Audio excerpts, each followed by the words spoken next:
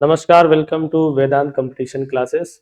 आज हम लोग इंफॉर्मेशन एंड कम्युनिकेशन टेक्नोलॉजी की क्लास 3 को अटेंड करेंगे और इसमें 20 महत्वपूर्ण प्रश्न मैंने रखे हुए हैं जिनको एक एक करके डिटेल में हम लोग सॉल्व करेंगे और समझेंगे भी। तो पहला प्रश्न आप लोगों के सामने है,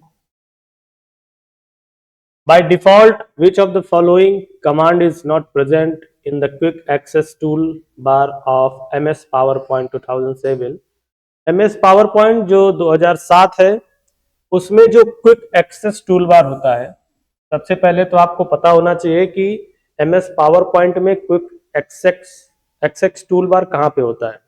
देखिए दोस्तों, सबसे ऊपर तो होता है टाइटल बार और वहीं उसके सबसे राइट साइड में कह सकते हैं कॉर्नर पे वहां पर होता है क्विक एक्सेस टूल बार। तो वहां पर पूछ रहा है MS पावर पॉइंट 2007 है, उसमें डिफॉल्ट रूप से क्या नहीं होता। तो देखिए आप अगर ध्यान से देखेंगे कभी वहां पर रीडू का ऑप्शन मिल जाएगा जो कंट्रोल एक्स के साथ होता है, अनडू का ऑप्शन मिल जाएगा जो CTRL प्लस जेड यानी कंट्रोल जेड के साथ होता है। उसके बाद सेव करने का ऑप्शन मिल जाएगा एस के साथ, लेकिन आपको कॉपी स्लाइड का ऑप्शन वहां पर नहीं मिलेगा। तो यहां पर यही हमारा राइट आंसर हो जाएगा कि कौन सा कमांड मौजूद नहीं होता है। तो राइट आंसर क्या हो जाएगा? Option B, copy slide. ऐसे ही आगे का प्रश्न है, प्रश्न नंबर 2 कहता है which of the following is not an application software? इनमें से एप्लीकेशन सॉफ्टवेयर कौन सा नहीं है? पीछे की कई क्लासों में हम लोग देख चुके हैं। हम लोग जानते हैं कि ऐसे सॉफ्टवेयर जिनकी मदद से हम ऑपरेटिंग सिस्टम से कनेक्ट होते हैं, यानी कि ऑपरेटिंग सिस्टम जिन सॉफ्टवेयर को चलने में मदद प्रदान करता है और जो सॉफ्टवेयर हमारे जो टास्क हैं उनको कंप्लीट करते हैं, एप्लीकेशन सॉफ्टवेयर कहलाते हैं। जैसे कि फोटोशॉप, ठीक है। उसके बाद माइक्रोसॉफ्ट वर्ड MS ऑफिस का एक टूल है या एक सॉफ्टवेयर कह सकते हैं। वन नोट या ब्राउजर हो गए या मीडिया प्लेयर हो गए या इमेज वीडियो एडिटर हो गए, ये सारे आपके एप्लीकेशन सॉफ्टवेयर कहलाते हैं। लेकिन कमांड इंटरप्रेटर सेल ये आपका एप्लीकेशन सॉफ्टवेयर नहीं होता, ये सिस्टम सॉफ्टवेयर के अंतर्गत आते हैं। किसमें आएगा? System software. और क्या आ सकता है? ऑपरेटिंग सिस्टम आ जाएगा, OS। इसके अलावा क्या आ सकता है? ड्राइवर। तो ये सारे आपके आते हैं सिस्टम सॉफ्टवेयर में। तो यहां पर राइट आंसर हो जाएगा डी। आगे का देखिए प्रश्न नंबर 3 कहता है which of the following is not an e commerce website? ये जो वेबसाइट आपको दी गई है इनमें से बताना है कि कौन सी ई कॉमर्स वेबसाइट नहीं है। तो एक एक को ट्राई करें। देखिए नंबर 1 पे लिखा है उबर। जानते हैं उबर एक टैक्सी प्रोवाइडर है। इसमें आपको ओला भी मिल सकता है और भी कई कंपनियां हैं। वही फ्लिपकार्ट के साथ आप अमेजॉन भी देख सकते हैं। उसके बाद शॉप्सी भी देख सकते हैं, मीशो भी इसमें मिल जाएगा आपको वगैरह। स्विगी, इसके साथ आप जोमेटो भी देख सकते हैं और भी डोमिनोज पिज्जा वगैरह जो है। यहां से ये जो साइट्स है ये आपकी कौन सी है? ई कॉमर्स, यानी कॉमर्स होगा किसके द्वारा? इलेक्ट्रॉनिक माध्यम से आप इनको जो है एक्सेस कर सकते हो। लेकिन गूगल मैप आपकी कोई कॉमर्स वाली वेबसाइट नहीं है। गूगल मैप्स कोई ई कॉमर्स की वेबसाइट नहीं है, इसके माध्यम से आप कोई बिजनेस नहीं करते हैं। तो यहाँ पे आपका राइट आंसर हो जाएगा ऑप्शन सी, गूगल मैप्स। आगे का प्रश्न देखें। प्रश्न नंबर 4 कहता है state whether the following statements are true और फॉल्स। आपको 2 स्टेटमेंट दी गई हैं, आपको बताना है कि कौन सी स्टेटमेंट फॉल्स है यानी कि गलत है और कौन सी ट्रू। तो पहली स्टेटमेंट क्या कहती है? WinZip does not do any compression. देखिए एक सॉफ्टवेयर होता है जिसका नाम है विनजिप, लिखा हुआ है, वहीं पे आप विनरार भी पढ़ सकते हैं इसको, मतलब एक और सॉफ्टवेयर होता है विनरार। इन सॉफ्टवेयर का काम क्या है कि जब आपके पास कई सारी फाइल्स होती हैं तो उनको कंप्रेस करके ये फाइल का साइज छोटा कर देता है। जैसे आप कोई सॉफ्टवेयर डाउनलोड करते हैं तो मोस्टली वो विनजिप फॉर्मेट में ही डाउनलोड होता है, क्योंकि बहुत सारी फाइलें उसके अंदर रखी होती हैं कंप्रेस्ड रूप में, और इसमें रखी इसलिए जाती है ताकि जब आप फाइल डाउनलोड करें तो आपको कम डेटा लगाना पड़े, और बाद में वही फाइल एक्सट्रैक्ट हो जाती है आपके सिस्टम में और साइज उसका ज्यादा दिखाने लगता है। जैसे कि आप प्ले स्टोर से जैसे कोई एप्लीकेशन डाउनलोड करें, वहां पे दिखाएगा 43 MB मान लो। डाउनलोड होने के बाद जस्ट बाद आप कुछ करिए मत, लॉगिन मत करिए, और जाकर के सीधा सीधा उस ऐप के डिटेल में जाइए और वहां चेक कीजिए उसका साइज कितना होगा। तो 100% 43 MB से कहीं ज्यादा हो सकता है, दोगुना मिले, क्योंकि यहां पर यही टेक्नोलॉजी है कि बहुत सारी ऐसी फाइल्स होती हैं जो कंप्रेस्ड करके रखी जाती है और इंस्टॉलेशन के दौरान वो एक्सट्रैक्ट हो जाती है, अनकंप्रेस हो जाती हैं और फाइलें जो है अपना वास्तविक स्वरूप ग्रहण करती हैं, इससे डेटा ज्यादा लगता है। दूसरा पॉइंट है, दूसरा नंबर दिया है, अच्छा दूसरा नंबर है लिनक्स एक सिस्टम सॉफ्टवेयर है। तो बताइए क्या लिनक्स एक सिस्टम सॉफ्टवेयर है? बिल्कुल है, चाहे लिनक्स हो, क्योंकि लिनक्स क्या है एक ऑपरेटिंग सिस्टम है। क्या है? एक ऑपरेटिंग सिस्टम है, और ऑपरेटिंग सिस्टम सिस्टम सॉफ्टवेयर की कैटेगरी में आते हैं। तो दूसरा पॉइंट सही है, और ये वाला पॉइंट गलत हो जाएगा क्योंकि इसने लिखा है कोई कंप्रेशन नहीं करता, जबकि विनजिप कंप्रेस करता है। तो यहाँ पे स्टेटमेंट दो जो है वो, सॉरी, स्टेटमेंट फर्स्ट गलत हो जाएगा और स्टेटमेंट सेकंड सही। फर्स्ट गलत और सेकंड, फर्स्ट गलत और सेकंड सही, D is the right. First गलत है और सेकंड सही है। अगला प्रश्न देखें, स्क्रीन पर है, पढ़िए। Octal number 12 is equal to decimal number. आपको बताना है कैसे आप इसको कन्वर्ट करेंगे। तो सिंपल सी बात है, 1 लिखा, 2 लिखा, मल्टीप्लाई का सिंबल लगाया, और क्या लिखेंगे, अब यहां पर आप लिखेंगे 8, क्योंकि क्या है ये ऑक्टल नंबर है, ऑक्टल संख्या 8 से निरूपित की जाती है। तो यहाँ पे लिखेंगे 1, यहाँ प्लस का सिंबल लगाएंगे, और यहाँ भी लिखेंगे 8। और कितने डिजिट हैं? सिर्फ 2 डिजिट हैं। तो स्टार्ट करेंगे 0 और 1 से 8 की पावर में। अब इसको सॉल्व करिए, कितना आ जाएगा? 1 और 8 की पावर 1 की वैल्यू कितनी बताइए? 8 प्लस 2 इंटू 8 की पावर 0 की वैल्यू 1, तो ये कितना हो जाएगा? 8 प्लस 2 इज इक्वल टू 10। ये आपका राइट आंसर हो जाएगा। बहुत ही सिंपल सी अवधारणा है, कुछ विशेष नहीं करना आपको। क्या लिखेंगे? 12, और यहाँ ऑक्टल में है, डेसिबल में बनाना है, इज इक्वल टू क्या लिखेंगे? 10, और यहाँ पर 2 लगा देंगे। ठीक, जितनी संख्याएं हो, जैसे अगर होता 1 2 3, 123 को ऑक्टल में लिखिए, कुछ नहीं करना था आपको। 1 into 8 plus 2 into 8 plus 3 into 8, और यहां से स्टार्ट करिए राइट साइड से 0 1 2, क्या हो जाएगा? प्रश्न नंबर 6 लिखा है which of the following keyword following keyboard shortcut can be used to show or hide the bookmarks bar in Google Chrome. Google Chrome क्या है? एक वेब ब्राउजर है गूगल कंपनी का। इसमें करना क्या है? एक शॉर्टकट की का प्रयोग करना है। किसका? शॉर्टकट की का। और उस शॉर्टकट की से होना क्या चाहिए?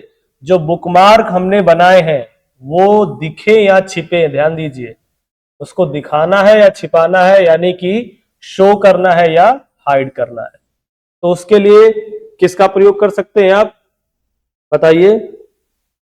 उसके लिए जो की है बुकमार्क की, देखिए बिल्कुल साफ साफ लिखा हुआ है।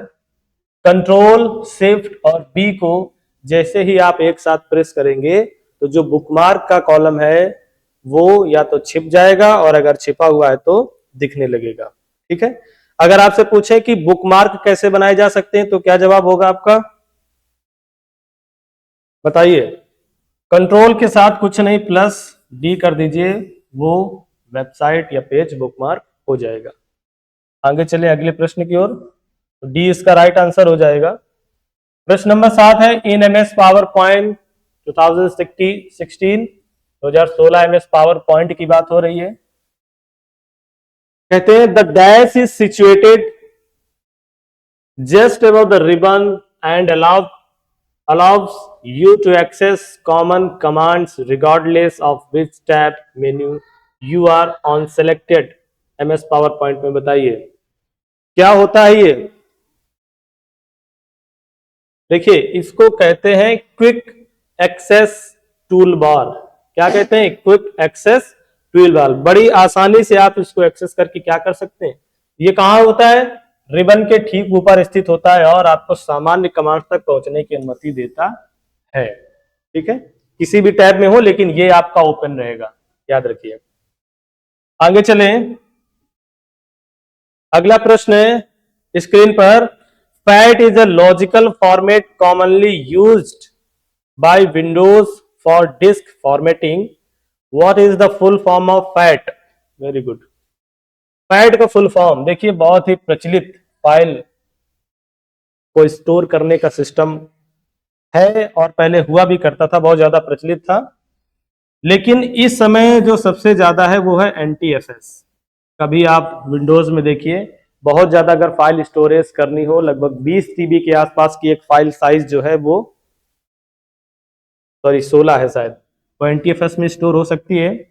और जो आपका फैट सिस्टम होता है, यानी फाइल एलोकेशन टेबल, इसमें मैक्सिमम 4 GB की फाइल साइज आप स्टोर कर सकते हैं। अगर साइज कम है फाइल का तो बेहतर तरीका है आप इसको फैट सिस्टम यूज करें, और ज्यादा साइज है तो NTFS सिस्टम का यूज, हालांकि करना तो ऑपरेटिंग सिस्टम को ही है, लेकिन आप मैनुअली चाहें तो चेंज कर सकते हैं। दूसरी बात है कि फैट से ज्यादा बेहतर आपका काम करता है NTFS। तो यहां पर सीधा सीधा सिर्फ ये पूछा गया है कि फैट का फुल फॉर्म क्या होता है, तो इसको बोलते हैं फाइल एलोकेशन टेबल, यानी कि यहां पर बी आपका राइट आंसर हो जाएगा, फाइल एलोकेशन टेबल। आगे देखें, अगला प्रश्न है, Preet wants to convert the scanned image of handwritten text into digital text, which input device should she use? Preet को क्या करना है कि हाथ से लिखे हुए टेक्स्ट को डिजिटल टेक्स्ट के रूप में बदलना है, तो उसको कौन सी इनपुट डिवाइस यूज करनी चाहिए? आजकल हम लोग जब भी कॉपी पे कुछ लिखते हैं, अगर उसको हमें डिजिटल फॉर्म में चाहिए टेक्स्ट के रूप में, तो हम फोटो खींचते हैं और जो जैसे डॉक स्कैनर हो गया या उसके जो मल्टीपल वेराइटीज उस फील्ड में है OCR स्कैनर की, वहां से हम फोटो खींच करके उनको चेंज कर सकते हैं। तो आप देखेंगे उसमें लिखा होता है OCR स्कैनर। तो यहां पर बात किसकी हो रही है? Optical character reader. किसकी बात हो रही है? ऑप्टिकल कैरेक्टर रीडर यानी OCR की बात हो रही है। लेकिन यहीं पर आप दूसरा पॉइंट भी देख रहे हैं जो लिखा हुआ है मैग्नेटिक इंक कैरेक्टर रीडर यानी MICR। कई बार सीधे सीधे फुल फॉर्म पूछ लेता है। तो देखिए जहां पर मैग्नेटिक इंक का यूज होता है, किसकी बात हो रही है? मैग्नेटिक इंक की। उसको, उसमें जो कैरेक्टर लिखे हुए हैं उनको रिकॉग्निशन का काम करेगा मैग्नेटिक इंक कैरेक्टर रिकॉग्निशन। यानी कि आप जब देखते होंगे, जब चेक आप ले जाते हैं बैंक के लिए, तो वहां पर जो उस चेक को वेरीफाई करते हैं, क्लर्क हो या कैशियर हो, तो उसको देखते होंगे एक मशीन के द्वारा स्कैन करते हैं। तो वो मशीन किस पर बेस्ड है? MICR magnetic ink character recognition system पर बेस्ड है, जिससे स्कैन करते हैं कि क्या वाकई में वो रियल चेक है या फिर फेक आप फोटो कॉपी करा के लेके आए हैं। तो यहाँ पर ये चीज बहुत काम आती है। कीबोर्ड डिजिटल कैमरा का कोई मतलब इनमें बनता नहीं है। तो यहाँ पे कैरेक्टर को रीड करना है डिजिटल फॉर्मेट में, तो राइट आंसर हो जाएगा ये ऑप्टिकल कैरेक्टर रीडर। आगे चले, प्रश्न नंबर 10 है। 10 कहता है which of the following effect is not available in the MS Word 2010 font dialog box. Good. एक जैसे ही आप लिखेंगे तो एक आपके पास आएगा फॉन्ट्स डायलॉग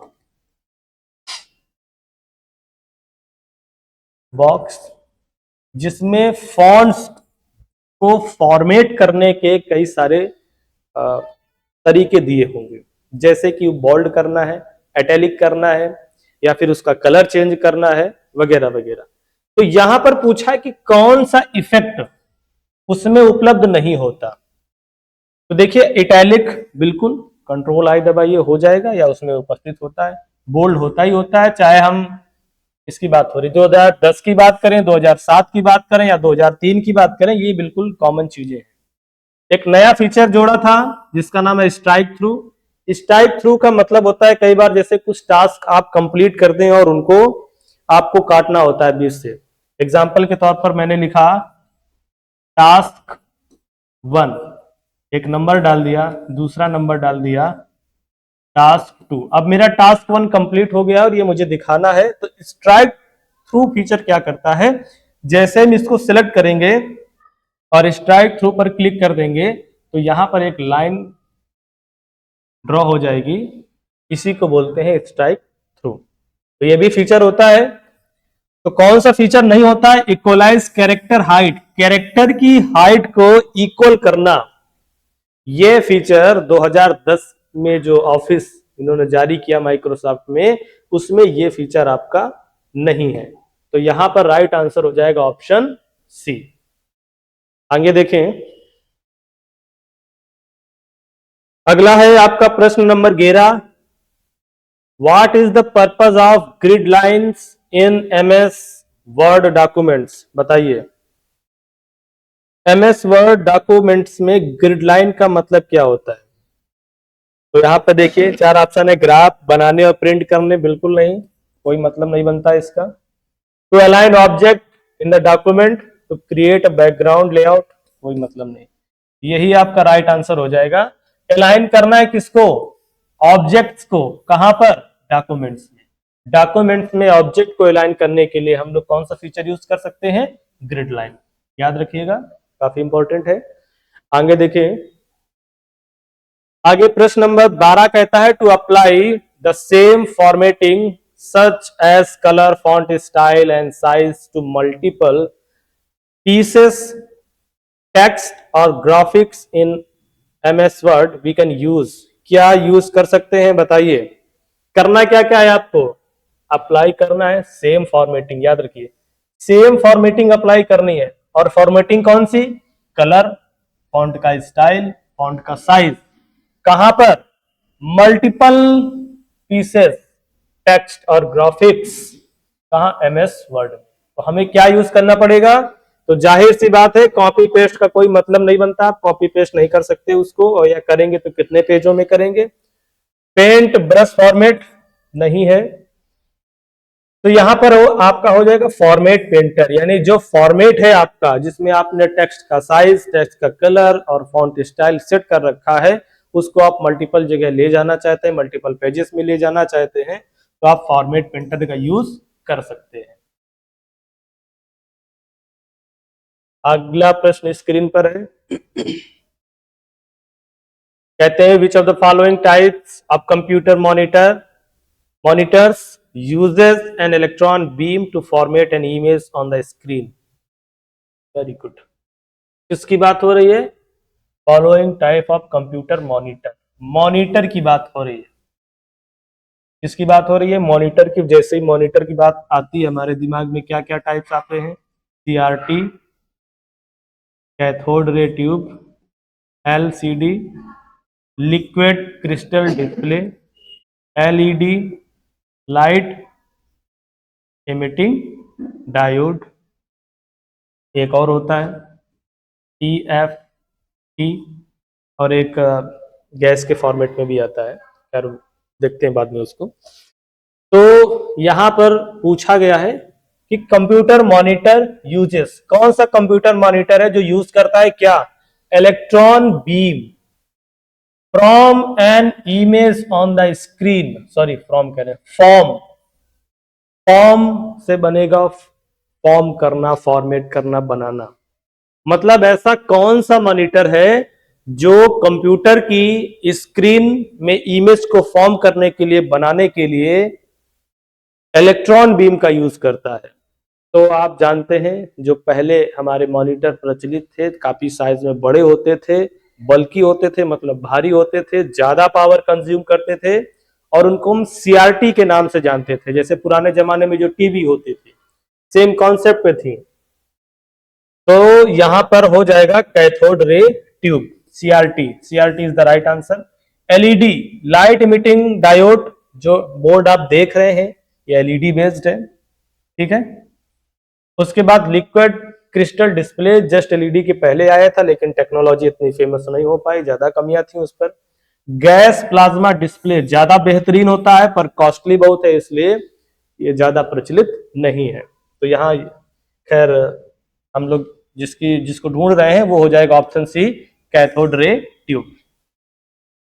आगे देखते हैं अगला प्रश्न, आपकी स्क्रीन पर है। कहते हैं which of the following works both as an input and output device.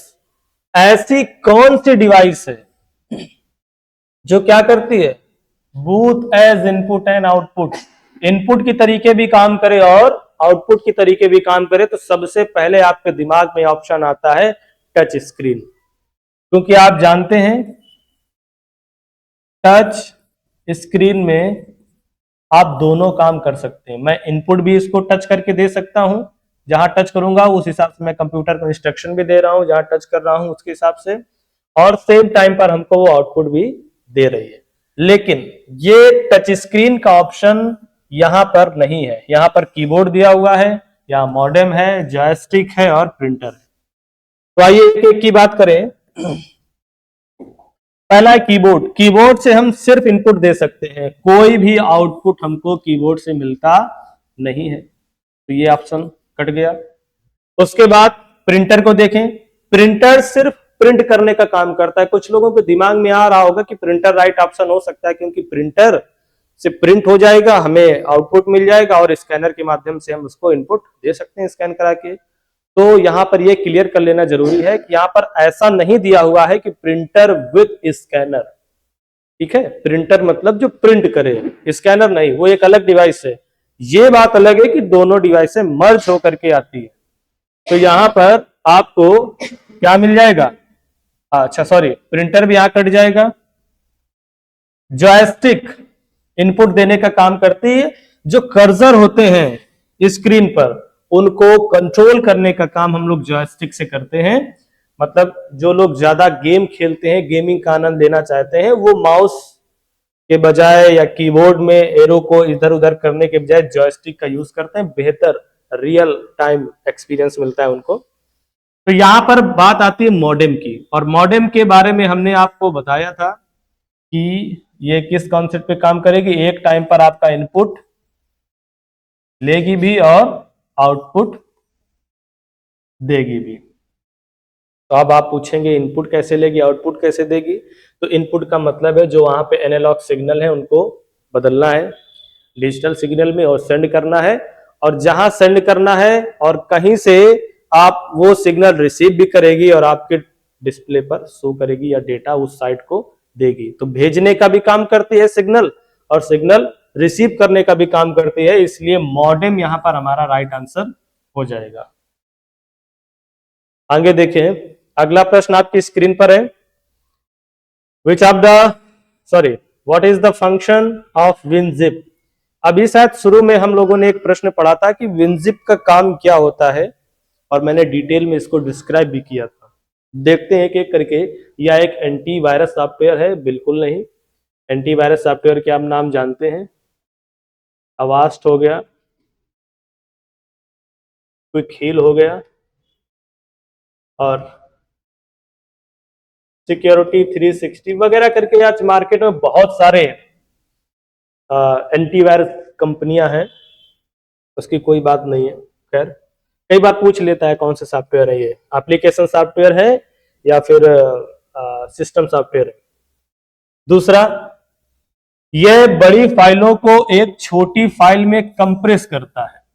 यहीं से इसकी बात समझ में आने लगती है। कैसी बात, क्या करता है ये? बड़ी फाइलों को कंप्रेस करेगा, लार्ज फाइल्स इनटू स्मॉलर, बस यही काम करता है विनजिप या विनरार। तो यहां पे ये राइट आंसर हो जाएगा। अगला ऑप्शन है, यह बड़ी फाइलों से छोटी फाइल निकालता है, कोई मतलब नहीं बनता है इसका। At expand smaller file into a large, गलत। तो यहां पर बी हमारा राइट आंसर हो जाएगा।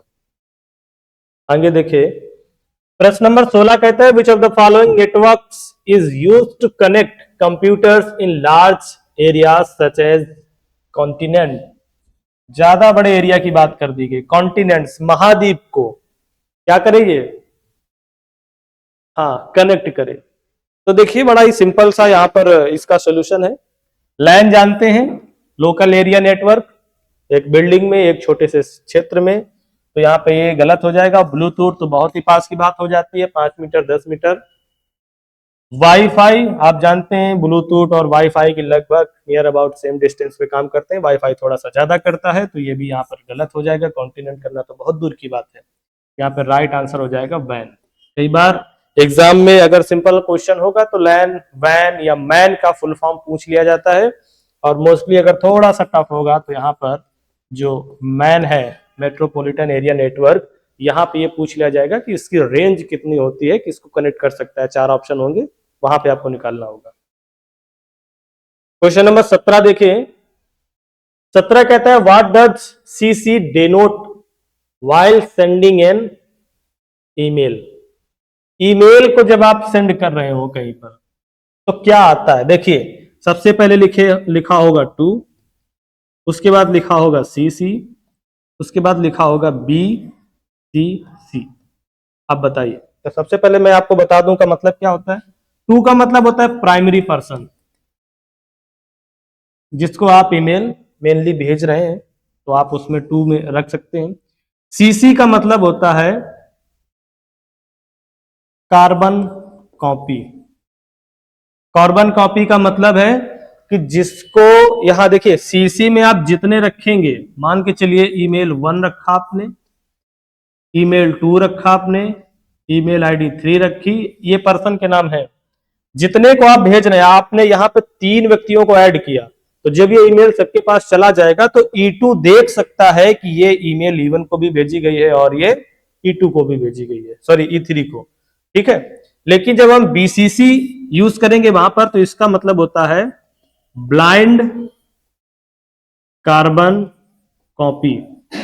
अब यहां पर मान लीजिए जिनको भेजी गई है रिसीवर को R1 है, R2 है, R3 है, R4 है, तो यहां पर सबको सेपरेटली प्राप्त होगी, लेकिन इनमें से कोई ये नहीं देख सकता कि किसको किसको प्राप्त हुई है।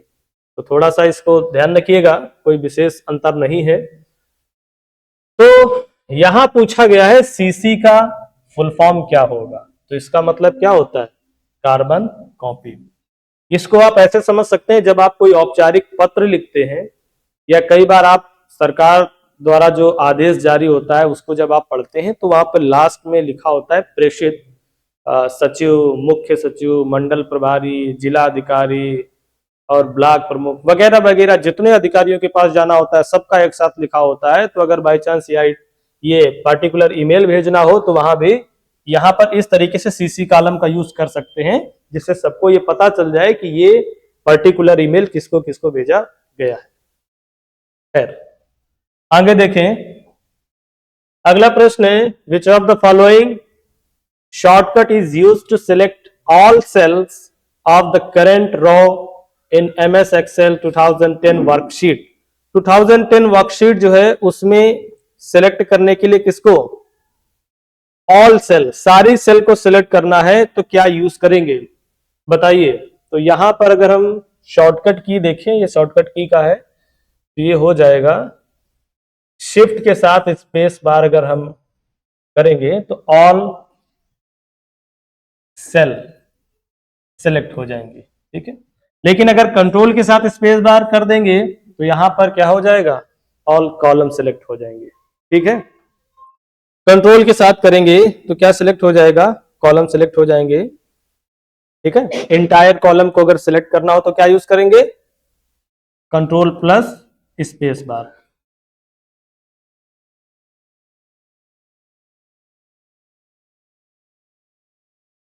Entire column. आगे प्रश्न की ओर चले।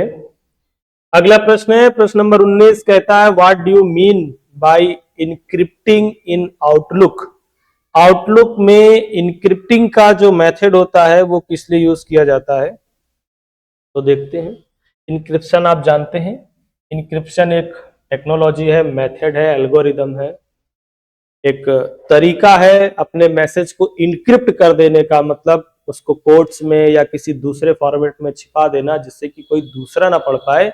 वही पढ़ सकता है जिसके पास क्या हो, उसकी की हो उसको ओपन करने की। तो यहां पे लिखा है ईमेल में शब्दों की गिनती की प्रक्रिया, गलत। इंक्रिप्शन की कोई मतलब ही नहीं है। पठनीय सादे पाठ को स्क्रैम्बल सिफर टेक्स्ट में, वेरी गुड। हाँ, क्या करना है, converted readable plain text, readable जो प्लेन टेक्स्ट आपने भेजा इसको किस में बदल देगा, इनटू स्क्रैम्बल्ड सिफर टेक्स्ट में, यानी बिना की सहायता से आप उस टेक्स्ट को नहीं पढ़ पाएंगे। तो यही आपका राइट आंसर हो जाता है। अगला प्रश्न देखें। अगला प्रश्न बहुत ही सिंपल लग रहा है मुझे। Dash are used to identify a user who returns to a website. एक यूजर को आइडेंटिफाई करने के लिए यूज किया जाता है जो क्या करता है, रिटर्न्स टू अ वेबसाइट, एक वेबसाइट पर जब दोबारा वो यूजर लौटता है। तो कई बार आपने देखा होगा क्रोम में आप जैसे इंस्टा, फेसबुक, फ्लिपकार्ट, अमेजोन या कोई और साइट चला रहे हैं, तो आप एक बार लॉगिन कर देते हैं और उसके बाद दोबारा आते हैं तो फिर से आप वही चीज पाते हैं, अपना लॉगिन अकाउंट। आप जो कार्ट में कुछ ऐड कर देते हैं तो आपको पुनः उस कार्ट में वो चीजें मिल जाती हैं। या फिर आप जो भी चीजें फाइल से एक्सेस करते हैं, टिक करते हैं, या जो आप इंटरेस्ट शो करते हैं उस वेबसाइट में, चाहे एड्स को देखने का हो चाहे वीडियोस को देखने का हो, कुछ भी जो आप उस वेबसाइट में करते हैं उसको नेक्स्ट टाइम के लिए जब आप विजिट करने आए वेबसाइट तो इजीली वो चीजें आपको मिल पाए, इसके लिए किसका यूज किया जाता है, इसके लिए यूज किया जाता है कुकीज का। कई बार आपने देखा होगा जैसे ही आप कोई वेबसाइट यूज करते हैं और वो वेबसाइट चाहती है कि जब आप नेक्स्ट टाइम उसको यूज करें तो आपको एक वेल मेंटेन तरीके से आपको वेबसाइट वो रिप्रेजेंट करे। तो वहां पर जैसे ही आप वेबसाइट विजिट करते हैं एक नीचे से पॉपअप विंडो आती है जिसपे लिखा होता है एक्सेप्ट कुकीज, ठीक है। और आप उसको जब एक्सेप्ट कर लेते हैं तो आप जो जो उस वेबसाइट पे करते हैं उसी के अकॉर्डिंग जब आप नेक्स्ट टाइम विजिट करते हैं तो चीजें शो होने लगती हैं। तो यहां पर क्या हो जाएगा, cookies file is the right answer are used to identify a user who returns to a website। तो आज के 20 क्वेश्चन यहीं पे समाप्त होते हैं। अगली क्लास में मिलेंगे और लेवल और भी बेहतर होने वाला है। तो बने रहिए वेदांत क्लासेस के साथ। बहुत बहुत धन्यवाद, नमस्कार।